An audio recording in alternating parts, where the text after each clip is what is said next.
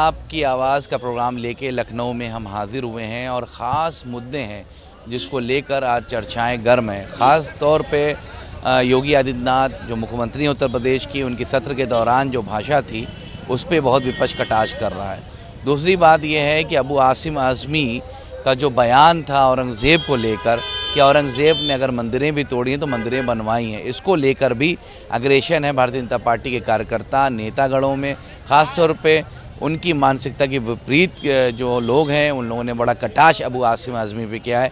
Samajwadi party के बहुत से ऐसे नेता हैं जो डिफेंड में आए हैं, कुछ लोग नहीं आए। कुछ लोगों ने कहा था इस तरह का बयानात अबू आसिम आज़मी को नहीं देना चाहिए। इन्हीं तमाम मुद्दों को लेकर बहुत ख़ास लोग हैं हमारे साथ जो हम बात करेंगे। अबू आसिम आज़मी को कम से कम इस तरह के बयानात नहीं देने चाहिए जिस तरह का माहौल चल रहा है। कोई भी बादशाह है इस मुल्क में रहा हो, उसकी नेगेटिव भी इतिहास है, पॉजिटिव भी इतिहास है। नेगेटिव इतिहास यही है कि औरंगज़ेब ने अपने पिता को कैद किया, अपने सगे भाई को मारा, सत्ता ही के लालच में। कहीं ना कहीं क्रूरता उनकी तारीख में दिखती है। ऐसे आदमी के फेवर में पॉजिटिव बात करना ये तो कहीं औचित नहीं बनता है। बिल्कुल आपने सही कहा कि इतिहास की अगर सुर्खियों का, अगर राजाओं के तप का, तपस्या का और उनके नए काल्पनिक सोच का अगर हम अध्ययन करते हैं, उसको रीडिंग करते हैं, तो औरंगजेब, देखिए औरंगजेब पर तमाम इतिहासकारों ने अपना अपना अलग अलग ढंग से ओपिनियन रखा है। यहाँ तक कि तमाम ऐसे राइटर रहे हैं जो औरंगजेब का मुखालफत करते रहे हैं और बहुत ऐसे लोग रहे हैं जो औरंगजेब को तथाकथित यथावत भूमिका में ऐसी कंट्रोवर्सी शख्सियत के बारे में नहीं बयान देना चाहिए था ना, जो कंट्रोवर्सी हो इतिहास में। बिल्कुल, लेकिन कारण ये है कि नदियाँ एक घाट बहुतेरी, जिस गंगा जल के लिए पूरा हिंदुस्तान की जोगी सरकार ने कहा कि साहब वहाँ तो 67 करोड़ लोगों ने स्नान कर लिया है। ये गंगा गाजीपुर में भी है, गंगा वाराणसी में भी है, गंगा बलिया में भी है, ये तमाम जगह है। तो भीड़ ये क्यों नहीं वहाँ लग गई? वहाँ नहीं लगी। प्लेस का महत्ता होता है। प्लेस प्रयाग जो है, त्रिवेणी, जिस जल के लिए कभी सुकरात तड़पा करता था। तो कहने का मेरा मतलब ये है साहब कि औरंगजेब की क्रूरता का विरोध होना चाहिए, लेकिन उसके द्वारा किए हुए कार्य का अवलोकन करने के बाद उसके अंदर तमाम अच्छाइयाँ थी जिसकी प्रशंसा भी होना चाहिए। देखिए ऐसा है राय साहब, एक बात बता दें, इस्लाम का अगर अध्ययन करें, क्योंकि मैं खुद एक मुसलमान हूँ, मैं जानता हूँ, तो इस्लाम ने बाकायदा ये कहा है माँ बाप का आदर करो, सत्कार करो, माँ के पैरों के नीचे जन्नत है। बाप अगर चले रास्ते पे तो अपने शानों को, मतलब शोल्डर्स को झुका के रखो। तो एक बाप के लिए इतना प्रोटोकॉल इस्लाम और धर्म बयान कर रहा है।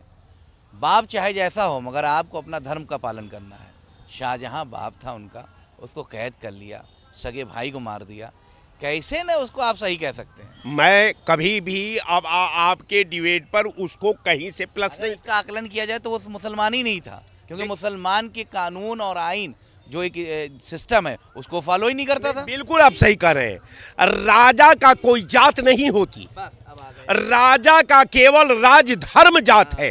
और राजधर्म में एन केन प्राकेंड जो है, राजा का एक ही लक्ष्य होता है कि हम अपने दुनिया का एक सल्तनत बना ले। लेकिन कोई उसमें सफल हो जाता है, कोई विफल हो जाता है।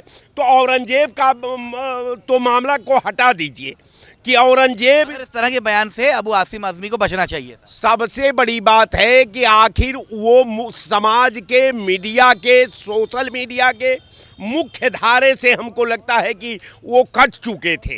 अब उनको अपने को, अपनी प्रतिष्ठा को बचाने के लिए, अपनी ख्यात को बचाने के लिए, अपनी आभा को बचाने के लिए उन्होंने एक ऐसा जिन को ढूंढ करके धरती से ऊपर कर दिया कि आज अबू आज़मी को दुनिया के तमाम डिबेटों पर, तमाम प्रिंट मीडिया में, तमाम सोशल मीडिया में आज सुर्खियों में देखा जा रहा है। यहाँ तक कि मुख्यमंत्री भी मजबूर हो जा रहे हैं कि इनके औरंगजेब और अब्बू सलेम ने कि ये कह दिया, वो कह दिया, फलान कह दिया। बिल्कुल, तो मौका मिल गया ना, मौका आपने दिया। भाई अबू आसिम आज़मी को इस तरह के बयानात से, जहाँ पे कंट्रोवर्सी किसी शख्सियत रही हो इतिहास में, उस पर बयान नहीं देना चाहिए जिस तरह का माहौल चल रहा है। आपने तो बल दे दिया अपोजिशन को। अबू आसिम जी को चिकित्सा, शिक्षा, रोजगार, स्वास्थ्य मुद्दों में बोलना चाहिए, के मुद्दों खिलाफ पे। बोलना चाहिए था, लेकिन उन्होंने चिकित्सा, शिक्षा, रोजगार, स्वास्थ्य पे बात नहीं किया। उन्होंने औरंगजेब पे बात कर दिया। क्यों किया बात? क्योंकि उनको भी अपने कुछ खास जो वोट बैंक हैं उनको अपने पाले में रखना अब है। आपको फिर बता दे, वही बात आई ना, कम्युनल तो वो भी हुए ना। एक बता तो रहा हूँ कि अबू हासिम जी जो बोले हैं ये गलत बोले हैं। ये माहौल नहीं जो 500 साल 600 साल पहले जो बीत गया, और वो भी क्रूर शासक। आप ये बताइए कि जो अपने पिता को कैद कर ले और अपने भाइयों का जो है सर कलम कर दे तलवार से, तो वो एक तरह का क्रूर शासक था। एक शासक होता है कि शालीनता से अपने राज्य का विस्तार करता है, वो तो अपने परिवार की हत्या करके जो है वो, हाँ ये मैं मानता सल्तनत हूं। की मोहब्बत थी, परिवार को मार दिया। सल्तनत की मोहब्बत में सबसे बड़ी चीज़ ये है कि समाज में मोहब्बत का काम करना चाहिए, ना कि अपने घर परिवार वालों को ही मार दे। देखिए वो नफरत का बीज बोए, और वो आज भी लोग कहते हैं कि क्या औरंगजेब बन गए हो, एक कहावत है। तो इस तरह से जैसे अभी योगी आदित्यनाथ जी क्यों बोल रहे हैं इनके ऊपर, चूंकि यहाँ हिंदू मुसलमान पर वोट पड़ता है, वो वोट की राजनीति होने लगी। देखिए सही ढंग से ये होना चाहिए था अबू हासिम को कि भ्रष्टाचार के खिलाफ, महंगाई के खिलाफ, बेरोजगारी के खिलाफ, स्वास्थ्य चिकित्सा के खिलाफ बोलना चाहिए कि ये व्यवस्था नहीं है। तो जो व्यवस्था नहीं है, गरीबी, बेबसी, लाचारी पे बात करनी चाहिए, लेकिन औरंगजेब पे बात करें। यही हाल मीडिया का भी है और पेपर का भी है, जितने प्रिंट मीडिया हो और चाहे ये आप लोगों का इलेक्ट्रॉनिक मीडिया हो, बस उसी पे बहस करते जा रहे हैं। अरे भाई और तमाम मुद्दा है, उस पर बहस क्यों नहीं हो रही है? माननीय मुख्यमंत्री जी बोल दिए कि अबू हासिम अगर यहाँ आ जाए तो उनको सबक सिखा दूंगा। तो आप ये बताइए, उनको सबक मत सिखाइए, आप चिकित्सा, शिक्षा, रोजगार, भ्रष्टाचार मिटाने की बात करिए। उस पर माननीय मुख्यमंत्री जी योगी आदित्यनाथ जी भी नहीं बात करते, और ये रामराज की सरकार है, संत महंत मुख्यमंत्री हैं। और अबू हासिम जी ये बोलकर केवल एक तरह का नफरती बात बोल दी है, जिस बात का कोई मतलब नहीं। 500 साल पहले की बात है, कौन मरा, क्या किया, कैसे किया, जो किया वो आई गई बात, बीत गई। लेकिन आप उसको उभार कर फिर क्यों ला रहे हैं? अभी हमारे से पूर्ववक्ता जो कहे कि शायद अब उनका जो है ग्राफ नीचे जा रहा था, उनकी जो है चर्चा कम हो गई थी, तो इस तरह का बात। अबू आसिम आज़मी कोई साठगांठ तो नहीं हो गई बीजेपी से सेटिंग करके? उन्होंने कहा कि बयान दे, हंगामा हो। मुझे तो यही लगता है अबू आजिम चूंकि मेरे जिले के हैं, मूलतः मैं आपको बता दूं आजमगढ़ के मूल निवासी हैं, सरायमीर क्षेत्र के, और जो इस तरह की बात तो महाराष्ट्र से चुनाव लड़ते हैं, भिमंडी में वो करघा वगैरह चलवाते थे, वहीं से वो उनका ग्राफ बढ़ा। ठीक है, आप बढ़े, आप वहाँ विधायक हुए, माननीय विधायक हो गए, 2 बार राज्यसभा रहे, लेकिन इस तरह की बात नहीं बोलनी चाहिए, चाहे जो हो, चाहे जो इंसान हो। यहाँ अमन चैन से रहने के लिए भारत में सौहार्दपूर्ण जो है वो व्यवहार करना चाहिए और सौहार्दपूर्ण बात करनी चाहिए, न कि इस तरह की बात बोल दीजिए कि उस पर देश में चर्चा होने लगे। रमेश बिधूड़ी और अभी एक जो है सतीश गौतम एमपी हैं वर्तमान में, ये भी बोल रहे हैं। माननीय मुख्यमंत्री जी सदन के अंदर बोले, योगी आदित्यनाथ जी संत महंत मुख्यमंत्री हैं, उन पे कोई कार्रवाई नहीं हुई, उन पे कोई कार्रवाई नहीं हुई। रमेश बिधूड़ी जो लोकसभा के अंदर बोले, जो देश की सबसे बड़ी महापंचायत है उसके अंदर बोले, तो मुझे तो लगता है कि सुप्रीम कोर्ट क्यों नहीं इसे स्वतः संज्ञान लेती, इन लोगों के ऊपर क्यों नहीं मुकदमा करती, इन्हें क्यों नहीं जेल भेजती। चाहे जो हो, सदन के अंदर बहस होनी चाहिए। चिकित्सा, शिक्षा, रोजगार, बेरोजगारी, महंगाई, भ्रष्टाचार के खिलाफ बात होनी चाहिए कि हम बेरोजगारी कितना समाप्त किए, और बेबसी के शिकार जो जनता है, मजलूम है और गरीब है, उन पे क्यों नहीं बहस करते हैं। हाँ, एक बहस मैंने देखा, माननीय विधायकों का तनख्वाह बढ़ाने की बात आई तो सारे लोग मेज थपथपा के जो है उसका स्वागत कर रहे थे। और गर्मी आ रही है, गांव में पीने का पानी नहीं मिलेगा, इंडिया मार्कल नल देने की बात माननीय मुख्यमंत्री जी नहीं कर रहे हैं। केवल जो है केवल ये बोल रहे हैं कि माननीय विधायकों का वेतन बढ़ा दिया जाए। क्या माननीय विधायक सबसे गरीब हैं? आप बता दीजिए। ये लोग लुटेरे हैं, एक मिनट, ये लोग लुटेरे हैं। ये लोग लखनऊ में घर बनाए हैं, समझे आप, जिस जिले में है वहाँ बनाए हैं, और नोएडा, गाजियाबाद, नैनीताल में बनाए हैं। तो ये कहाँ से लाए हैं? इसकी माननीय मुख्यमंत्री दूसरों को भी मौका दीजिए भैया। जाइए, बैठिए, खड़े रहिए। ये बताइए, बहुत अटैकिंग मूड में है, ये कह रहे हैं कि बीजेपी के बहुत से सांसद विधायक पार्लियामेंट में क्या क्या बोल देते हैं, उन पर कोई कार्रवाई नहीं है। अबू आसिम आज़मी की जो शैली थी, जो भाषा थी औरंगज़ेब को डिफेंड करने की, उस पर भी इन्होंने आपत्ति की। क्या उचित है कि इस तरह की बातें करने का? क्या है, मुद्दों में बात करो। अबू औरंगज़ेब से क्यों इस तरह की बातें उनको करनी चाहिए थी अबू आसिम आज़मी को? देखिए उनको तो इस सब बात नहीं करे, क्योंकि क्या बताएं, समाजवादी पार्टी के जितने भी नेता हैं उनके जो आत्मा में औरंगजेब प्रवेश कर केशव जी ने कहा ये बात। मैं भी तो कह रहा हूँ, प्रदेश देश प्रदेश की जनता कह रही है कि जो औरंगजेब ने अपने जो भाई को न रहा, समाजवादी पार्टी अपने पिता की न रही जिसने समाजवादी पार्टी को खड़ा किया, उसको क्या कह सकते हैं। और महाराज जी ने तो बताया है कि अगर तुम्हारा दिमाग नहीं सही है तो आओ यहाँ इलाज हो जाएगा फ्री में ही। औरंगजेब कितना बड़ा क्रूर था ये किसी से छुपा नहीं है। माँ बहनों की इज्जत से लेके मंदिरों पे अटैक, सुनिए, माँ बहनों से इज्जत के लेके मंदिरों पे अटैक करता था। औरंगजेब से किसी बात की छुपी नहीं है। ये अच्छे कुशल प्रशासक वही लोग कह रहे हैं जिसके आत्मा में औरंगजेब रग रग में बसा हुआ है। और आने वाले दिन में इन लोगों का इलाज बहुत अच्छा से होगा। 2014 से लोग जब सत्ता से बाहर हो जाते हैं तो तमाम तरह की दिमाग काम करना बंद हो जाती है, मानसिक संतुलन लोग खो देते हैं, अनाप शनाप की बयानबाजी करते हैं। और देश और प्रदेश की जनता जानती है कि किसको हमें लाना है, किसको हमें नहीं लाना है। इन लोगों को ऐसे ही उखाड़ के फेंकती रहेगी। मुख्यमंत्री ने कहा कि हमारे प्रदेश आ जाएं अबू आसिम अज़मी तो हम बता देंगे। और दूसरी बात यह है कि हम ऐसे लोगों को सबक सिखाना जानते हैं। देखिए, एक बात आप जानते हैं, जहाँ तक अबू हाशिम आज़मी हैं जो औरंगजेब के बारे में बोले हैं, आप हिंदू धर्म के बारे में पढ़े होंगे। एक कंस नाम का भी राजा हुआ था जिसको कृष्ण ने वध किया था। कंस ने भी अपने पिता को जेल में डाला था। अभी तो वध हुआ। हाँ हाँ, सुनिए तो कंस को क्या हम सही ठहरा सकते हैं? जब हम कंस को नहीं सही ठहरा सकते तो औरंगजेब को कैसे सही ठहरा सकते हैं? कंस ने तो अपने पिता को जेल में डाला और उसी की वजह से कृष्ण भगवान बन गए। और औरंगजेब अपने पिता को, आप चाहते क्या हैं कि क्या औरंगजेब के बारे, उनका क्या है कि केवल वो सोचते हैं कि मैं औरंगजेब के बारे में बोलूंगा तो मुस्लिम खुश हो जाएगा। खास तबका है, वोट बैंक हमसे सेट रहेगा। हाँ। देखिए, आपको क्लियर कर दे, मुसलमानों में भी हर आदमी औरंगजेब को पसंद नहीं करता। कुछ खास लोग हैं बस। मैं बता रहा हूँ, जबकि वह इस मानसिकता के लोग बहुत छद्म लोग हैं। जैसे हिंदू धर्म में कुछ कंस और रावण की भी बड़ाई करते हैं, ठीक है, कुछ इक्का दुक्का लोग हैं, तो ठीक उसी प्रकार से मुस्लिम में भी ये लोग उसी मानसिकता के हैं। और एक ये चर्चा का विषय बनाने के लिए ये लोग इस तरह का प्रोपगंडा खड़ा करके ये चाहते हैं कि राजनीति में पब्लिसिटी कर रहे हैं अपनी, बस पब्लिसिटी कर रहे हैं। दूसरी चीज ये है कि वो अपने खुद ही वो खोद रहे हैं गड्ढा। इस तरह के बयानात से समाज बढ़ता है ना। नहीं, समाज तो, अरे इस समय पूरी राजनीति ही समाज के बंटने पे टिकी हुई है, इसीलिए लोग कर रहे हैं। और इसीलिए ये लोग कर रहे हैं, बांटो और राज्य करो। ये चीज तब नहीं कर पाए जब अंग्रेज ये कर रहे थे हमारे ऊपर, ठीक है, तब ये अंग्रेजों में नहीं फूट डाल पाए। ये लोग, हम लोग आपसी लोगों में ये फूट डाल करके ये राज करना चाहते हैं, बस ये है।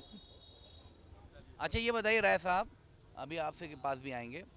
इन्होंने ये कहा कि बहुत कम तबका होता है जो कम्युनल फीलिंग का होता है, वो चाहे मुसलमान हो चाहे हिंदू हो। औरंगजेब के भी बहुत से कम लोग चाहने वाले हैं, मगर वही लोग ज़्यादा चिल्लाते हैं मुक्त। अबू आसिम आज़मी ये पॉलिटिकल स्टंट है, इस तरह का बयान दे के अपने आप को पब्लिसिटी करने की बात है?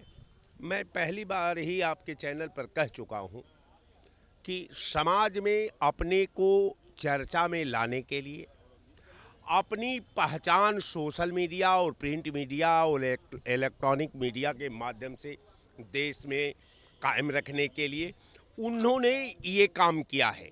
कारण ये है कि इनका औरंगजेब से, इनका हिंदू से, इनका मुसलमान से कोई लेना देना नहीं।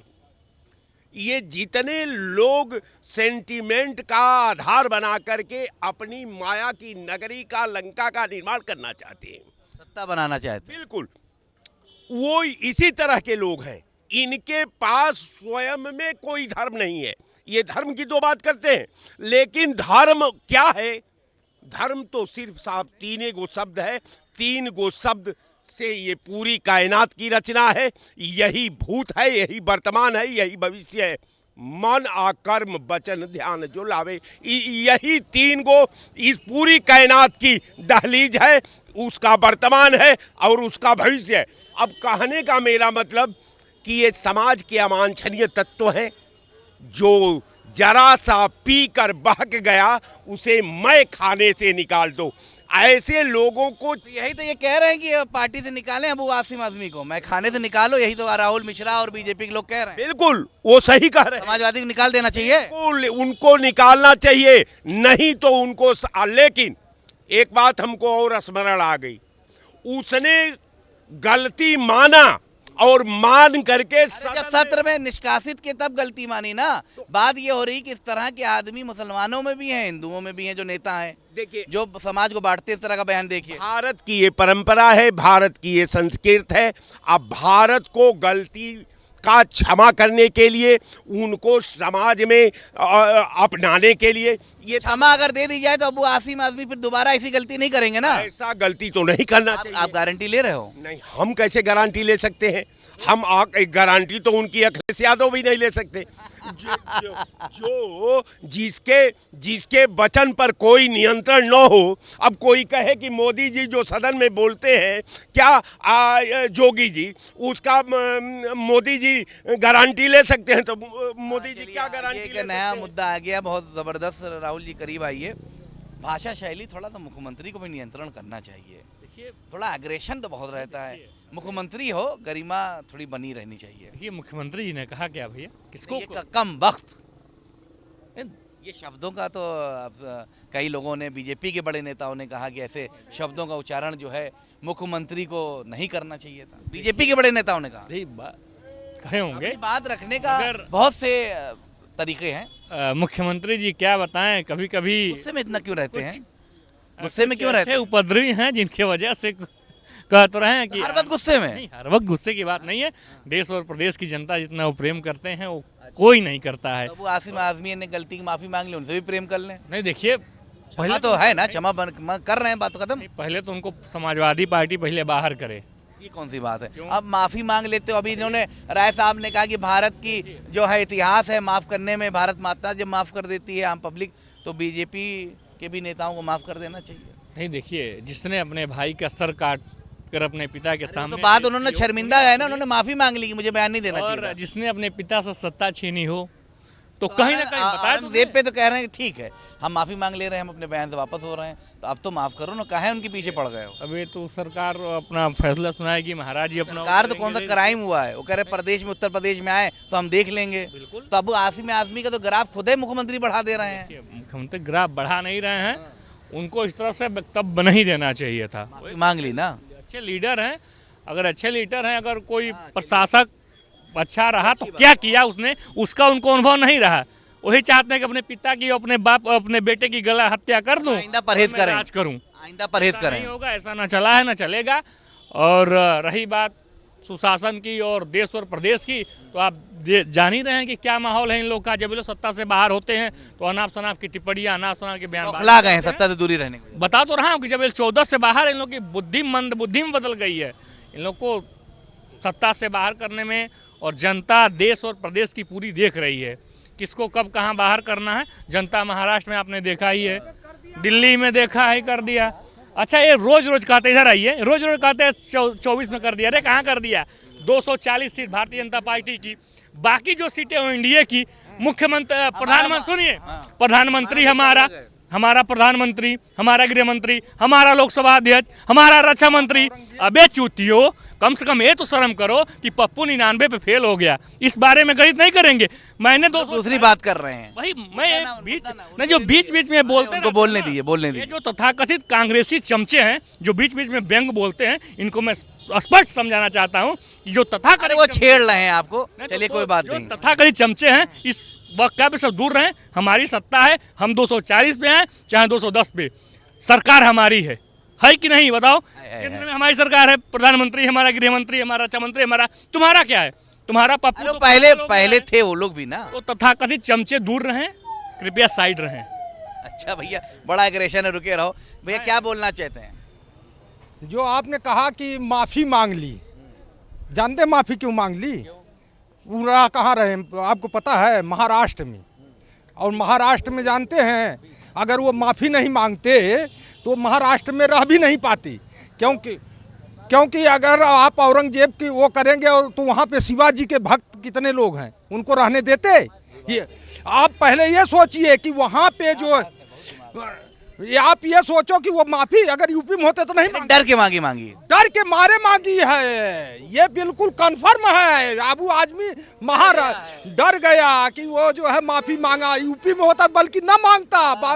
ये एक बात आप ये नोट कर लीजिए, वो महाराष्ट्र में की बात तो आपने कही, उसकी पूरी संपत्ति जो है महाराष्ट्र में है, तो वहाँ पे अगर मराठी घेर के मारते, तो सारे मराठी घेर के मारते, उनको बता देते कि मतलब जो है औरंगजेब ये कह रहे हैं डर के मांगी माफी भैया, दिल से नहीं। भाई वो उनका विचार है, लेकिन ऐसा नहीं है। अगर आदमी को अपनी गलती पे एहसास हो जाए, माफी मांग ले तो अलग की बात, लेकिन भारतीय जनता पार्टी के डर से मांगी, डर से। आप ये बताइए, अभी हमारे भाई छोटे बोल रहे थे, तो क्या भारतीय जनता पार्टी घमंड में है कि वो नहीं माफी मांग रही है? भैया आप दो सतीश गौतम वो जी क्यों नहीं मांग रहे हैं? मुद्दा आप भटका रहे हो। बताइए, सतीश गौतम जो अभी बोले हैं जो यूनिवर्सिटी के मामले में, अलीगढ़ यूनिवर्सिटी के मामले में, आपने पढ़ा नहीं है क्या बोले हैं? अनाप शनाप किस तरह की भाषा बोले हैं? रमेश बिधूड़ी बोले थे वो माफी मांगे, खाली कह देने से माफी मांगे? कोई भी नेता हो, बीजेपी का हो, कांग्रेस का हो, भाषा शैली पे नियंत्रण जरूर होना चाहिए, संवैधानिक पद पे हो चाहे संवैधानिक पद पे ना हो।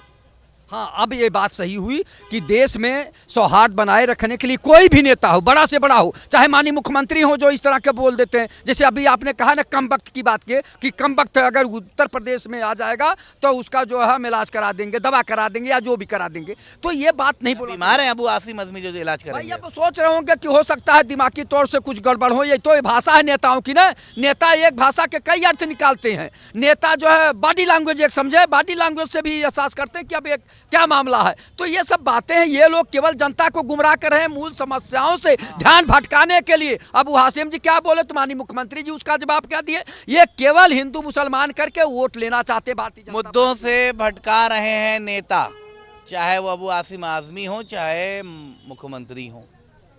देखिए उसने तो माफी भी मांग लिया साहब, कह रहे डर के मारे मांगी भाई।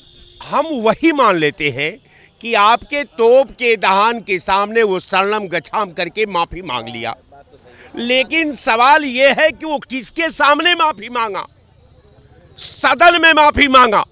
उसको आभास हुआ कि हमारे द्वारा जो शब्दों का उच्चारण हुआ है, एक हिंदुस्तान का एक ऐसा तबका है जिसके भावना पर कुठाराघात है, और उस भावना को कुठाराघात से मुक्त कराने के लिए उसने माफी मांगा।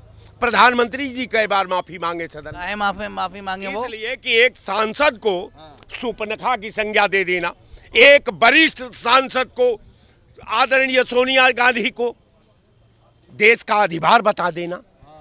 तो अब कहने का मेरा मतलब कि तमाम तरह की बात है। अभी जोगी जी हाउस में क्या क्या नहीं बोले ये सब लोग जग जाहिर है, लेकिन वो तो मैं तो उसको बधाई देता हूँ कि अपने गलती पर पश्चाताप किया और भारत के संविधान का समादर करते हुए, इसके भावनाओं का समादर करते हुए, भारत की संस्कृति का समादर करते हुए उसने सार्वजनिक तौर पर सदन में माफी मांगा कि हमसे गलत हो गई, आज जिस व्यक्ति को की भावना को कुठाराघात है वो कृपया हमको माफ कर दें। तो वो तो माफी मांग लिया, लेकिन आप कब माफी मांगेंगे? आप कब माफी कब मांगोगे भैया?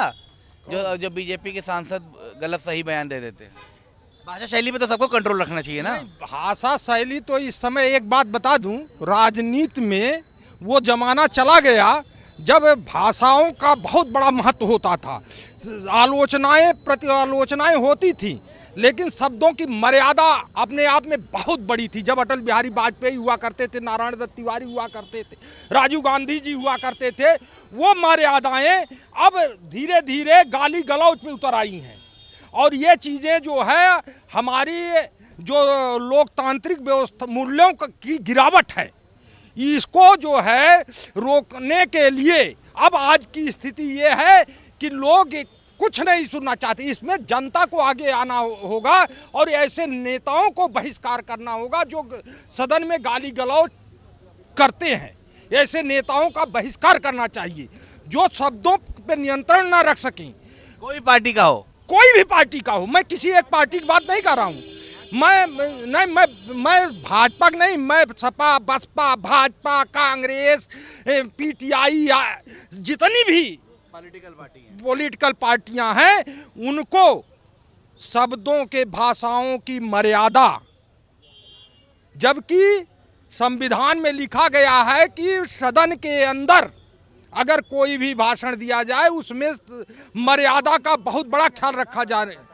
लेकिन आज के नेता वही कहे हैं कि जिसकी लाठी बस। ये बताइए राय साहब, हम लोग क्लोज कर रहे हैं।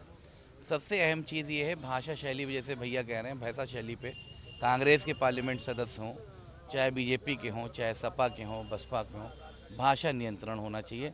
क्योंकि आप एक रोल मॉडल हो, एक क्षेत्र को रिप्रेजेंट करते हो पार्लियामेंट में। अगर आपकी भाषा शैली ऐसी होगी, आप आम नागरिक नहीं हो, पब्लिक के नुमाइंदे हो, उनको रिप्रेजेंट, तो आम पब्लिक पे असर बड़ा बुरा जाएगा। देखिए साहब, राजनीति में जो आजकल नया कैडर का जो मार्क लग रहा है, ये काफ़ी चौंकाने वाला है। हम समझते हैं कि ये विधायक खुदे नहीं समझ पाते कि हम क्या हैं, हम किस कुर्सी पर हैं, हमारा दायित्व क्या है, हमारा संवैधानिक अधिकार क्या है। ये अमाट बमाट इसी तरह का बात सदन में भी माहौल ख़राब किए हुए हैं। माहौल ख़राब किए हुए। ये मान कर आप चलिए कि पूरी जब विधा कम जर्फ के हवाले हो गई है, कम जर्फ के हाथों में कहीं तू जाम न दे साकी, ये पिएगा, पीकर बहकेगा और शाम तेजाम आएगी। लोकतंत्र मैं खाना पियक्कड़ के हाथ लग गया है, अब अल्लाह ताला जाने। देखिए, बहुत अहम है इसी शेर के साथ जो इन्होंने अर्ज़ किया है। बात को ख़त्म करते हैं। आज आपकी आवाज़ में इतना ही। जहां पर अबू आसिम आज़मी ने जो बयान दिया औरंगज़ेब के फेवर में, उसका भी लोगों ने खंडन किया, और ख़ासतौर पर बीजेपी के नेताओं की तरफ से जो अटैक हुआ उसका भी खंडन हुआ कि भाषा शैली पे नियंत्रण होना चाहिए। और अबू आसिम आज़मी, क्योंकि औरंगज़ेब का जो कैरेक्टर है इतिहास में वो कहीं ना कहीं गलत है। उसने अपने पिता को कैद किया, अपने भाई को मारा सल्तनत के लिए, राजगद्दी के लिए, जो एक अच्छा संदेश नहीं है। ऐसे क्रूर बादशाह के दिफा में अबू आसिम आज़मी को नहीं बोलना चाहिए था। और वहीं भी उनके ऊपर जो अटैक हुआ वो भी नहीं होना चाहिए। ख़ुद उन्होंने अब माफ़ी मांग ली है, तो इस मुद्दे को ख़त्म कर देना चाहिए। आपकी आवाज़ में इतना ही। कैमरामैन जुबैर के साथ रज़ा बद, लखनऊ, जेके न्यूज़।